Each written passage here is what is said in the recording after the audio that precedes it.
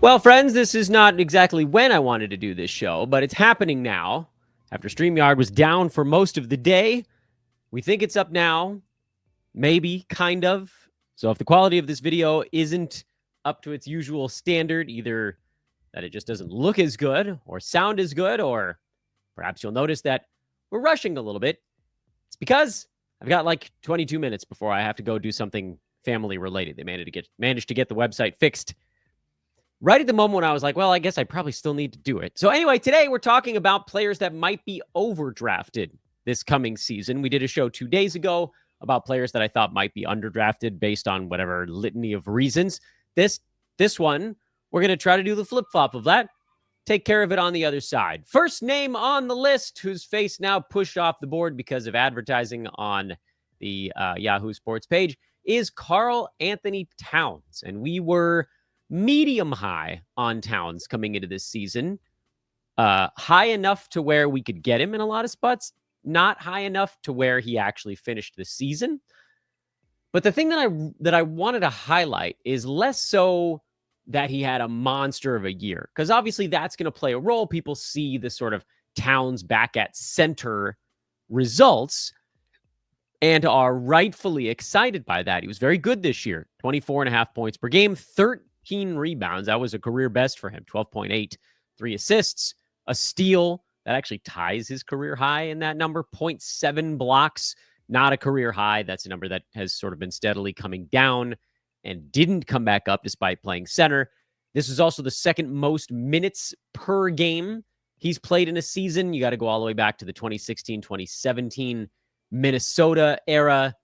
There's a parallel there. Towns that it was at 25 points per game. That was a big year for him. But this one wasn't all that far off. The reason that I think Towns perhaps gets overdrafted is because of the caliber of players behind him on draft boards. And we kind of stumbled across this while doing our little, this is how you start making a buckets kind of thing, where it became very clear that Towns had a case to be in bucket 2 with the likes of Luka Doncic and Tyrese Halliburton. But then also at the same time, you look at him like, well, was this really kind of a situation of as good as it gets? And I'm inclined to think that the answer there is probably. Because this season, Towns, while awesome, and again, this is a guy that we got in a number of spots because we were like medium high on him. He was number 6 per game, finished just a little bit behind Tyrese Halliburton, only missed 10 games this year, was basically tied dead heat with a bad shooting Luka Doncic this season in per game ranking. And all of those guys were sort of like a cut below Anthony Davis. And then all of those guys were like 6 cuts below Wemby, Shea, and Nikola Jokic. So Towns had this giant year playing 35 minutes a game under Tom Thibodeau, who's no longer there. And it all kind of rolls into this same discussion of, well, what's a best case scenario for Towns? And this year was basically that. The rebounds being a career high was huge. Some of that was because Mitchell Robinson was hurt the entire year. A lot of it was just because, like Towns is the center. There's no other real option there. Shot 52.5% from the field. That was up among some of the best marks of his career. That's because the number of three-pointers he took per minute was lower this season. Oh, I hear screaming from the other room. That's a kid on 1 week of summer break. Awesome. So Towns just improved his shot selection and efficiency. The area that you could point to and say, oh, maybe this gets a little bit better would be free throws, perhaps. He was at 83% after being at 87% the prior 2 years, but it has bounced a little bit around during his career, and free throws are sort of notably not exactly the same every single time. So as you look towards next year, Towns is going to be a guy that's popular. And again, I'm not saying that this is necessarily wrong, but he's going to be a popular pick in that like 4, 5, 6 range with probably Halliburton and with probably Luka Doncic. And guys like Anthony Edwards, James Harden, Steph Curry, Anthony Davis are all kind of waiting in the wings before, at least in my opinion, you drop off a little bit to the next chunk of players. Giannis is going to be in there as well for the punt free throw teams. So where does Towns actually belong? Does he belong in that cut with Tyrese Halliburton, with Luka Doncic? I'm inclined to say that he's probably a cut below them. But how does that level off with someone like a Steph Curry, who was actually markedly better than Towns the second half of this season? And that's the other point that I wanted to make, which is that Towns got off to a blistering start this year, but the final 3 months of the season, he was a third rounder. 24 points was about the same, but 11.5 rebounds. So that came down by 1.5. Blocks came down a little bit. Field goal percent was down from 52.5 to just 50.5. And it was all these things that you were like, could he really be a 53% shooter the entire year? I don't know. Is he really going to get 13 rebounds the entire year? That also felt a bit on the high side. And so it wasn't necessarily that Towns was bad. 24 and 11.5 with 2.5 assists, a steal, half a block, 2 threes, good percentages. That's all still good. But when you're comparing him to the likes of Tyrese Halliburton, who was number 4 over that stretch, Steph Curry, who was number 6 over that stretch, Luka Doncic, who was not great. He shot 44%, but he was still number 15 over that stretch. It just feels like, and even James Harden was number 7 during that run. Where was Anthony Edwards? He was number 14 during that run. Towns was well behind a lot of these guys that I think probably end up getting drafted behind him next year. So that's, again, not my way of saying that you need to dodge him. Not at all. I think he's going to be very good. I just don't know that he's going to be a mid-first rounder again this coming season, and that's probably where he's going to get drafted, even potentially as high as an early first rounder. But friends, BetOnline is the world's most trusted betting platform and your number one source for all sports betting action. Baseball's in full swing. NBA Finals. Pacers lead it 2-1, but they're off for like 3 weeks before the next ball game. NHL, I think that's still happening. Either way, no matter what you're into, BetOnline has more ways to stay in on the action with the latest odds, news, scores, and even live in-game betting while the games are going on. BetOnline keeps the dog days of summer rolling with the largest selection of odds on everything. Updated odds on the stuff I just told you about, plus UFC, boxing, tennis, NFL futures. They got it all. And in between games, head to the BetOnline casino with all the top Vegas-style games, including poker, live casino action against other, like, living beings. You got video stuff, too, if that's your jam. Almost 25 different types of blackjack in the mix. BetOnline, the game starts here. Next name I want to talk about is Tyrese Maxey, who maybe he doesn't get overdrafted because he missed like the last 15 games of the season and overall missed whatever it was, 25, 30 games this year. I mean, we'll look at the actual number. 30 games on the nose is what he missed. But while he was upright, he was a monster. Averaged 26.5 points per game, 6 assists, almost 2 steals per game. That number was way out over his skis. 3 threes a night, shot a high volume, 88% at the free throw line. Pretty big season. I think, therefore I think that I think this one might not be as severe as some of the others that we're guessing on, because I think most fantasy players are smart enough to know that Joel Embiid missed the entire year. Paul George basically missed the entire year. So the 76ers were basically the Tyrese Maxey show.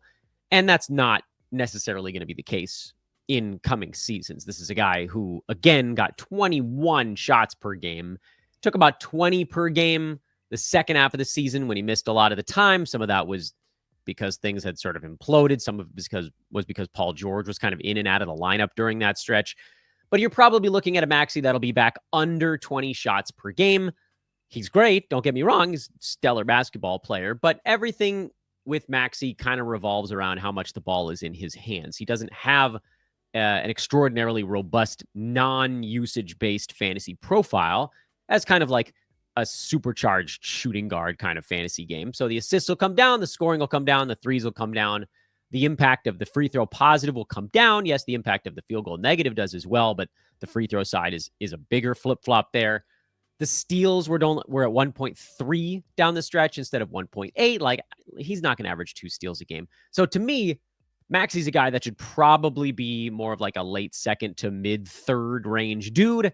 And I bet after this year, especially after the sort of breakout prior season, he probably gets drafted inside the top 20, and I'd look for him to go a little bit later than that.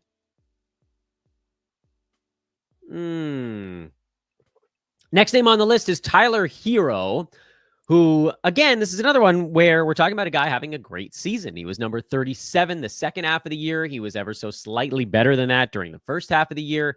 Overall was just a menace. 24 points per game, like Towns, 5 boards, 5.5 assists, a steal, 3.3 3-pointers, big time numbers. Not a ton of free throws, but when he got there, he made them. He was at 88%, and he's a very good foul shooter overall, and that's always a thing that he can kind of hang his hat on, even if the other stuff isn't there. My fear with Herro is that after having a season where he was very clearly, I mean, he was like a top 30 guy for a long time this year. Looking back at what was the overall final season mark, he was 30-something down the stretch. He was 29 for the entire year. And so the first half of the season, if you just kind of look like October through, call it the middle of January, he was number... No, that doesn't tell the story, does it? What about through the All-Star break? Where were you, Tyler? No, I guess he was pretty much in that like mid-20s to mid-30s range for most of the season. The field goal percent was the thing that kind of jumped off the page. He had not been a bad field goal guy throughout his career, but 43, 44, 44 and a half, 44, 44. And then this year jumped up to 47, despite higher usage and a slightly lower 3-point percentage. So really did a good job with his twos. And the steals were better. Some of that could just be because he played more minutes. The assists being better was because Jimmy Butler is gone. So that's the thing that probably sticks. And so, again, same story as with Towns and maybe to a slightly lesser extent on Maxey. I'm not saying that Herro's going to have a bad season. That's not what these shows are about. I just think you're looking at a guy that off of last year, and then people are like, oh, now he's got a whole year without Jimmy Butler. Yeah. Does that warrant necessarily being drafted inside the top 30 to 35? I think you almost max him out, not price him out necessarily, because like I don't think it's going to be bad. I just don't know that there's a scenario where it gets significantly or even a small amount better. I would look to draft Herro closer to 50. I don't know that he's going to fall that far, but that's why we're doing this show, because I think you're looking at a guy that, you know, best case scenario is basically like a repeat. And if the field goal percent slips by 1 or 2 percentage points, even if there is a slight increase in volume, that's probably still more of a hit than a gain for him. So probably falls from that mid to late 30s down into the 40s at some point next year. I'm not saying that's exactly what's going to happen. I'm saying that that's like the most likely non-repeat scenario. And so with a situation like that, you'd rather draft that guy sort of like a halfway in between. What would it look like if he did the exact same thing again? What would it look like if there was some ever so slight erosion? And obviously, if something hits, then even better. But I think you probably don't expect that necessarily. 2 more names, and everybody's going to kill me for this one because we had this dude everywhere. We had 4 or 5 different analysts on the show during the preseason last year that all agreed, myself included, that Dyson Daniels was the flyer of the millennium last year. He was a guy that you absolutely had to get with your super late round picks because anything was possible, and then anything happened. And Dyson Daniels was incredible, and he actually got better as the season went on, if you can believe that. After that crazy start, it just kept improving. The second half of this year, Dyson was number 12 in all of fantasy basketball on averages of 15 points, 7 rebounds, 5 assists, 3 steals, 0.6 blocks, and he shot 52% from the field during the second half of this year. But here's the problem with Dyson Daniels. And by the way, nitpicking, yes, but this is a guy that you probably need to draft in the second round if you're going to get him this year. And I'd be floored if he fell any farther than like pick 30. And 30 is probably okay because now you're into the middle of the third round and you can lean into a little bit more of a specialist. But we talked about this a couple shows back. The problem with a guy like Dyson Daniels, and again, like I said, nitpicking a tad, is that his value was so heavily dependent on one statistical category that if that category is either inconsequential to your team because you're terrible at it or because you're very, very good at it, his value takes a percentage-based hit like very few other players in the NBA. Victor Wembanyama in blocks is basically the only other one that you can find out there who's so far out ahead of the pack where you're just like, look, if I have Dyson Daniels on my team and I end up drafting two other decent steals guys, I might not even need all three of Dyson's steals per game. That's not to say that you then call his steals value zero for your club, but it becomes superfluous. And you could trade Daniels or one of the other steals guys on your team. But the point is, it costs so much draft capital to buy one statistical category that even if you accidentally get good at it later on, I don't know what players that might be. You can pick anyone from like the 6th, 7th, 8th, 9th rounds.